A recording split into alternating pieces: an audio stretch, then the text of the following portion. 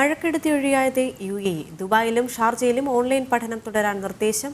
അതേസമയം മഴക്കെടുതി മൂലം യാത്രാ തടസ്സം നേരിട്ട അബുദാബി ദുബായ് റോഡുകളിൽ വാഹനങ്ങൾ വഴിതിരിച്ചുവിട്ടു.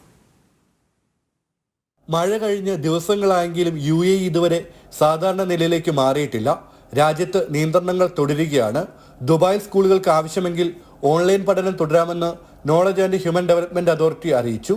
സ്കൂളുകൾ, നഴ്സറികൾ, യൂണിവേഴ്സിറ്റികൾ എന്നിവർക്ക് ഇക്കാര്യത്തിൽ തീരുമാനമെടുക്കാമെന്നും അധികൃതർ വിശദീകരിച്ചു.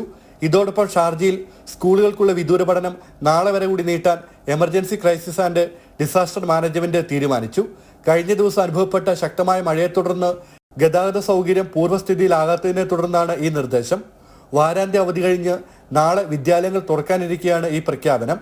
അതേസമയം അബുദാബിയിൽ നിന്ന് ദുബായിലേക്കുള്ള റോഡുകളായ Sheikh Maktoum bin Rashid road, Sheikh Mohammed bin Rashid Al Maktoum road എന്നിവ എമിറേറ്റ്സ് റോഡിലേക്ക് വഴിതിരിച്ചുവിട്ടതായി അബുദാബി സംയോജിത ഗതാഗത കേന്ദ്രം അറിയിച്ചു.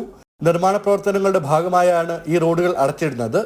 അതേസമയം എന്നുവരെയാണ് റോഡുകൾ അടച്ചിടുകയെന്ന് കേന്ദ്രം വ്യക്തമാക്കിയിട്ടില്ല.